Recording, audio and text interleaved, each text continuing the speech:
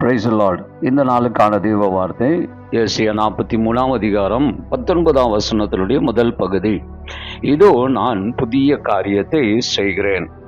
புதிய காரியத்தை நான் செய்கிறேன் என்று ஆண்டவர் சொல்லும்போது, ஆண்டவர் அங்கே ஒரு புதிதான அல்லது ஒரு வித்தியாசமான ஒரு தன்மையை கர்த்தர் குறிப்பிட்டு காண்பிக்கிறார். புதிய காரியத்தை செய்கிறார் என்றால் என்ன அர்த்தம்?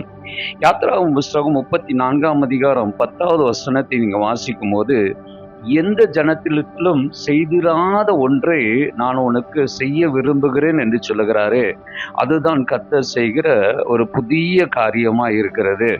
அவருடைய தரத்திலே ஒரு புதிதாய் இருக்கிறது. அருமையானவர்களே, ஆண்டவர் உங்களுக்கும் எனக்கும் செய்ய வேண்டும் என்று நினைத்தால் அது புதிய காரியம் செய்கிறேன் என்று சொல்லுவார் என்றால், ஏற்கனவே யாருக்கோ செய்ததல்ல, யாருக்கும் செய்யாத ஒரு காரியத்தை உங்களுக்கும் எனக்கும் ஆண்டவர் செய்ய அவர் ஆயத்தமாயிருக்கிறார்.